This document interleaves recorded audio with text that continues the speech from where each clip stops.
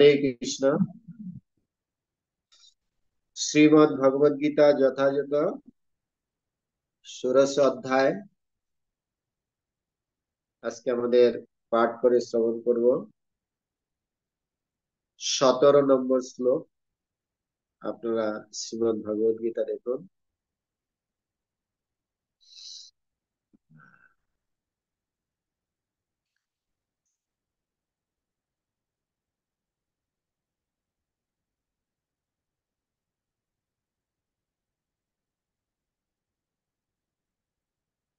আত্মা সম্ভাবিতা স্তব্ধা ধনমান মদান্বিতা।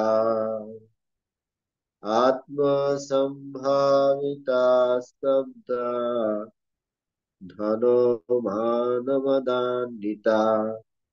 যজন্তে নাম যজ্ঞৈস্তে দম্ভে নাবিধিপূর্বকম। যজন্তে নাম যজ্ঞৈস্তে দম্ভে নাবিধিপূর্বকম। আত্মসম্ভাবিতা স্তব্ধা ধনমানমদান্বিতা। যজন্তে নাম যজ্ঞৈস্তে দম্ভেনাবিধিপূর্বকম। আত্মসম্ভাবিতা স্তব্ধা ধনমানমদান্বিতা। যজন্তে নাম যজ্ঞৈতে দম্ভেন অবিধিপূর্বকম। প্রপাদিত শব্দার্থ অনুবাদ তাৎপর্য। জগৎগুরু শ্রীল প্রভুপাদ কি জয়। আত্মসম্ভাবিতা আত্মাভিমানী, স্তব্ধা অনম্র, ধনবান ধন মানে, মদান্বিতা মদমত্ত। যজন্তে যজ্ঞ অনুষ্ঠান করে, নাম নাম মাত্র, যজ্ঞই যজ্ঞের দ্বারা, তে তারা, দম্ভেন দম্ভ সহকারে, অবিধিপূর্বক শাস্ত্র বিধি অনুসরণ না করে। অনুবাদ: সেই আত্মা অভিমানী, অনম্র, ধন ও মানে মদমত্ত ব্যক্তিরা অবিধি পূর্বক দম্ভ সহকারে নামমাত্র যজ্ঞের অনুষ্ঠান করে। তাৎপর্য: নিজেদের সর্বে সর্বা বলে মনে করে এবং কোন রকম অধ্যক্ষতা বা প্রামাণ্য শাস্ত্রের পরোয়া না করে অসুরেরা কখনো কখনো তথাকথিত ধর্ম অনুষ্ঠান বা যজ্ঞবিধির অনুষ্ঠান করে থাকে। যেহেতু তারা নির্ভরযোগ্য প্রামাণিক সূত্রে বিশ্বাস করে না, তাই তারা অত্যন্ত উদ্ধত। তার কারণ সঞ্চিত ধন সম্পদ ও অহংকারে মত্ত হয়ে তারা মহাচ্ছন্ন। কখনো কখনো এই ধরনের অসুরেরা ধর্ম প্রচারক সেজে জনসাধারণকে বিপদগামী করে এবং ধর্ম সংস্কারক বা ভগবানের অবতার রূপে পরিচিত লাভ করার চেষ্টা করে। তারা যজ্ঞ অনুষ্ঠান করার ভান করে, অথবা দেবদেবীর পূজা করে, অথবা নিজেদের মন গড়া ভগবান তৈরি করে। সাধারণত লোক তাদের ভগবান বলে প্রচার পূর্বক তাদের পূজা করে। মূর্খ লোকেরা তাদের ধর্মজ্ঞ ও দিব্য জ্ঞান সম্পন্ন বলে মনে করে। তারা সন্ন্যাসীর বেশ ধারণ করে সব রকম অপকর্মে লিপ্ত হয়। প্রকৃতপক্ষে যারা সর্বত্যাগী সন্ন্যাসী, তাদের জন্য নানা রকম বিধিনিষেধের নির্দেশ রয়েছে। অসুরেরা কিন্তু এই সমস্ত বিধিনিষেধের ধার ধারে না। তাদের মতে কোনো নির্দিষ্ট পথ অনুসরণ করার দরকার নেই। যার যার নিজের মত অনুযায়ী এক একটি পথ বার করে নিলেই চলে। অবিধি পূর্বকম কথাটির উপর বিশেষ করে জোর দেওয়া হয়েছে, অর্থাৎ কোনো বিধিনিষেধের পরোয়া না করা অজ্ঞতা ও মহাচ্ছন্ন হয়ে পড়ার ফলে এগুলি হয়। হরে কৃষ্ণ। এখানে শিল প্রভুপাদের প্রাঞ্জল তাৎপর্য।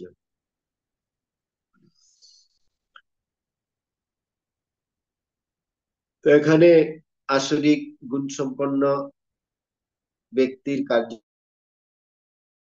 আলোচনা করা হয়েছে, যে তাদের কি রকম মনোভাব এবং তারা কি করে এবং তারা কিভাবে শাস্ত্র বহির্ভূত বিভিন্ন ধর্ম কার্যে যুক্ত থাকে এবং তারা নিজের মন গড়া ধর্ম তৈরি করে।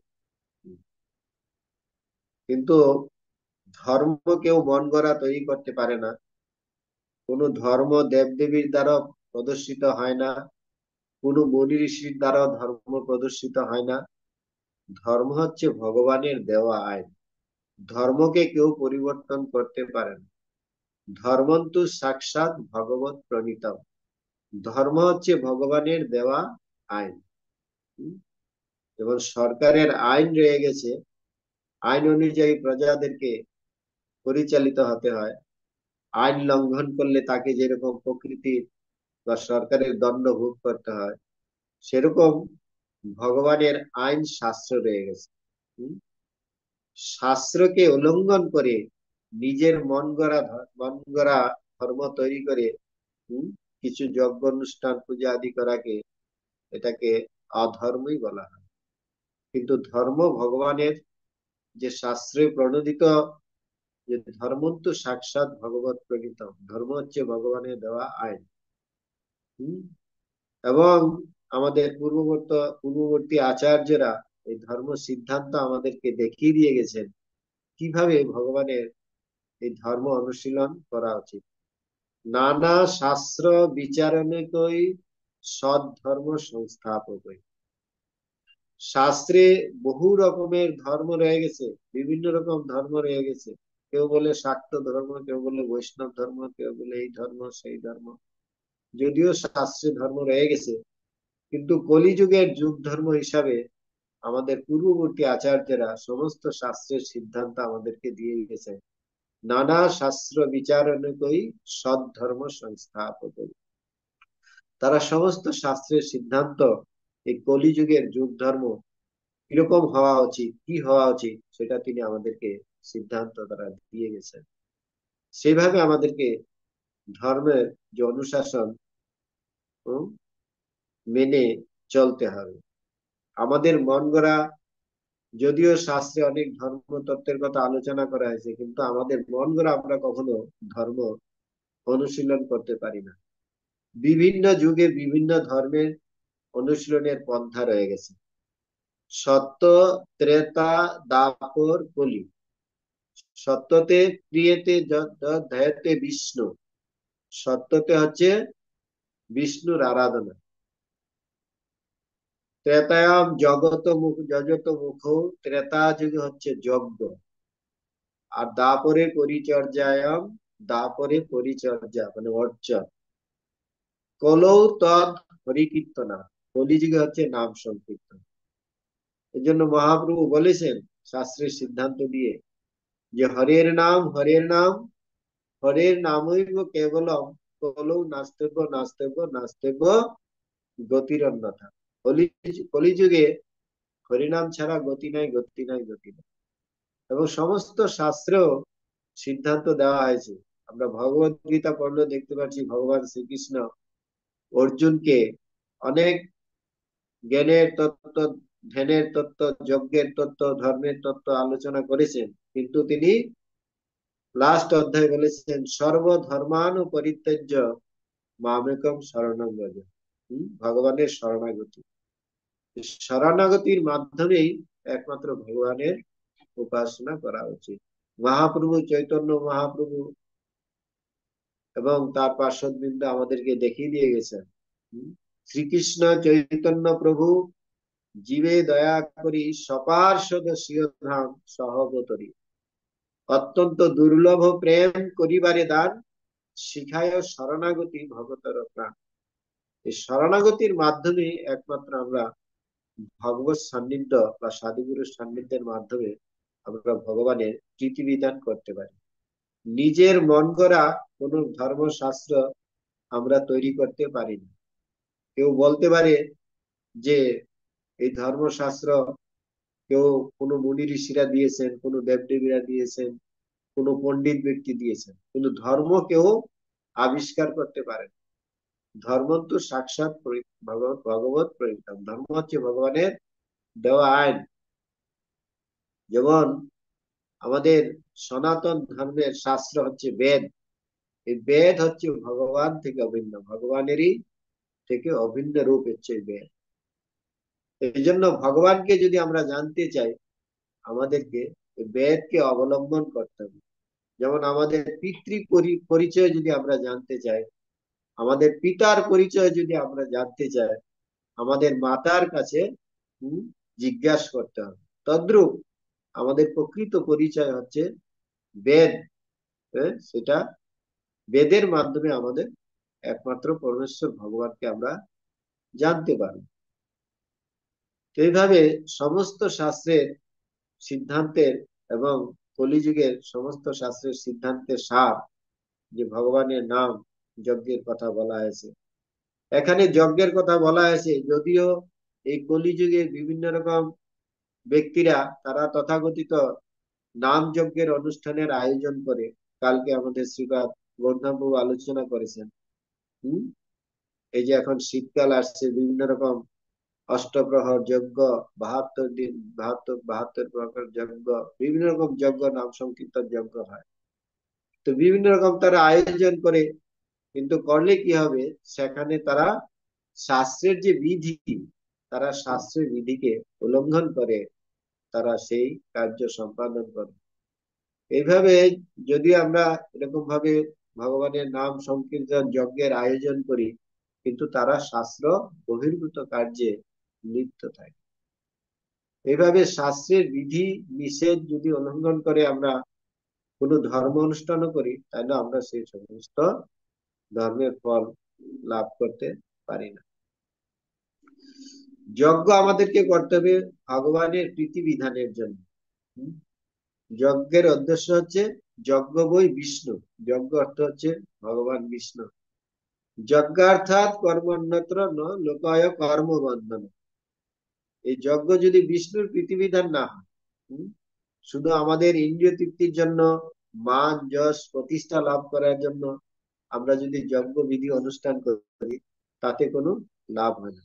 এই জন্য বলছে অপরাধ শূন্য হয়ে লহ কৃষ্ণ নাম। আমরা কৃষ্ণ নাম করবো। আজকে তথাকথিত জগতে, পৃথিবীতে যত কিছু ধর্ম নামে চলে, ভাগবত কহে তাহা পরিপূর্ণ চলে। পৃথিবীতে আজকে ধর্মের কোনো শেষ নেই। চৈতন্য মহাপ্রভু বলেছেন যে এই আউল বাউল নেড়া নেড়ি অতিবাড়ি চোরাদারি গৌর নাগরী সতী ভেকি, এরকম 13টা অপসম্প্রদায়ের কথা চৈতন্য চরিতামৃতে আলোচনা করা হয়েছে। আমরা দেখতে পাচ্ছি যে ধর্মের নামে মানুষ কপালে তিলক, গলায় মালা। ভক্তিবিনোদ ঠাকুর বলছেন এও এক কলির চেলা। কপালে তিলক করছে আর গলায় মালা নিচ্ছে। ভক্তিবিনোদ ঠাকুর বলছেন এও এক ধরনের কলির চেলা। হ্যাঁ, কিছুক্ষণ পরেই দেখা যাচ্ছে বিড়ি সিগারেট ফুঁকছে, চা কফি খাচ্ছে এবং 4টা পাপ কর্মে লিপ্ত হচ্ছে। এই জন্য এই যে সদাচার, এই সদাচার যদি না থাকে, সেই ধর্ম অনুশীলন করার মাধ্যমে যে জগতের মানুষকে তারা উৎপাতের সৃষ্টি করে। এভাবে শাস্ত্রের সিদ্ধান্ত ব্যতি রেখে যে ধর্ম অনুশীলন আজকে আমরা দেখতে পাচ্ছি, আমাদের আশেপাশে পার্শ্ববর্তীতে দেখতে পাচ্ছি অনেকের কপালে তিলক আছে, গলায় মালা আছে, কিন্তু দেখা যাচ্ছে তারা বিভিন্ন রকম নেশা আদি কার্যে লিপ্ত থাকছে। এইভাবে তারা সাধারণ মানুষকে বিভ্রান্ত করছে। এই জন্য যারা সঠিকভাবে অনুশীলন করছে তাদেরকে দেখো তারা বুঝতে পারে না। তাদেরকে দেখো অনেক সময় তারা মন্তব্য করে, তারা অপরাধ করে। এইভাবে বৈষ্ণব অপরাধের মাধ্যমে তারা আরো অধোগতিতে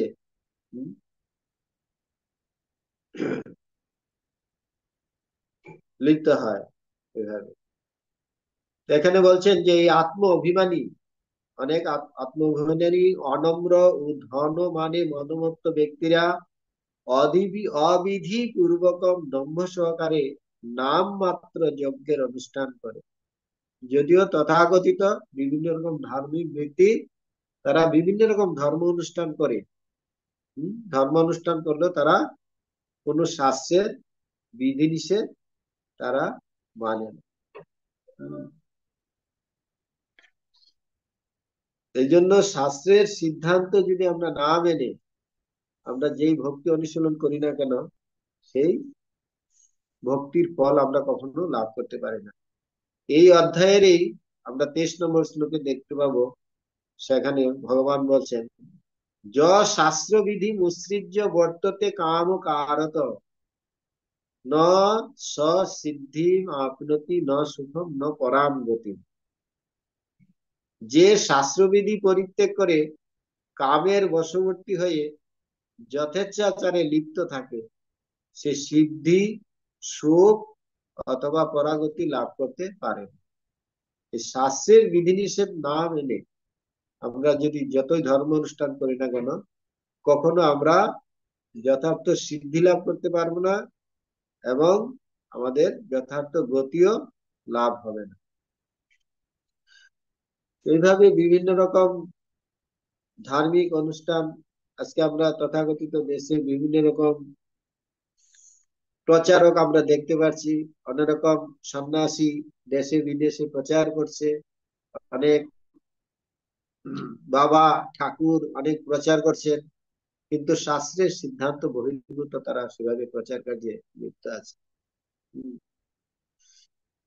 কোন শাস্ত্রের বিধি নিষেধ দিচ্ছে না। শাস্ত্রের যে 4টা পাপ কর্ম দেওয়া হয়েছে, যে আমিষাহার, নেশা, দুধ ক্রীড়া, অবৈধ বর্জন, হম এই বিধানগুলি কেউই যথাযথভাবে অনুশীলন করছে না।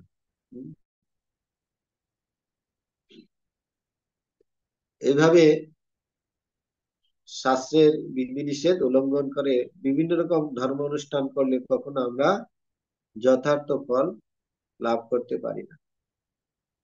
আবার অনেকে বলে যে যার যার নিজের মত অনুযায়ী এক একটি পথ বার করে নিলেই চলে। তথাকথিত যারা ধার্মিক ব্যক্তি, তারা কি করে, যে ধর্ম আর কি, আমার মন যা চায় সেভাবে আমি সৎভাবে জীবন যাপন করব, এইভাবে আমার ধর্মের কি প্রয়োজন, আমার শাস্ত্রের কি প্রয়োজন, আমি যদি সঠিকভাবে চলি, আমি যদি সৎভাবে থাকি, তাহলে এটাই আমার ধর্ম। অনেকে কেউ বলতে পারে, জীবে প্রেম করে যেই জন সেই জন সেবিছে ঈশ্বর। হ্যাঁ, জীবে প্রেম করে যেই জন সেবিছে, সে সেবিছে সে ঈশ্বর। জীবের প্রতি যে প্রেম করে সেই নাকি ধর্ম করে। জীবের প্রতি প্রেম করে আমরা জীবের প্রতি প্রেম করছি না, আমরা জীব হিংসা করছি, জীব হত্যা করছি, সেখানে জীবের প্রেম কি করে হচ্ছে? এইভাবে শাস্ত্রের বহির্ভূত মানুষ বিভিন্ন রকম মনমরা ধর্ম তৈরি করে, এইভাবে যার যার পথ নিয়ে সে একটা পথ অবলম্বন করে। এইভাবে অবিধি পূর্বকম কথাটির উপর বিশেষ জোর দেওয়া হয়েছে, অর্থাৎ কোন বিধিনিষেধের পড়ুয়া না করে অজ্ঞতা ও মহাচ্ছন্ন করার ফলে এগুলা হয়। তো যারা আসরিক ভাবাপন্ন ব্যক্তি, তারা অনেক সময় বিভিন্ন রকম ধর্ম অনুষ্ঠান করলেও তারা কোনো শাস্ত্রের বিধিনিষেধ ফলো করে না, এজন্য তারা সমাজের আরো উৎপাতের সৃষ্টি করে। সেই আত্ম অভিমানী অভিমানী, অনম্র ও ধনমানে মদমত্ত ব্যক্তিরা অবধি পূর্বক দম্ভ সহকারে নাম মাত্র যজ্ঞের অনুষ্ঠান করে। হরে কৃষ্ণ কৃষ্ণ কৃষ্ণ হরে হরে, হরে রাম রাম রাম হরে হরে। जय ग्रंथ श्रीमद भगवद गीता यथाजथ की जय।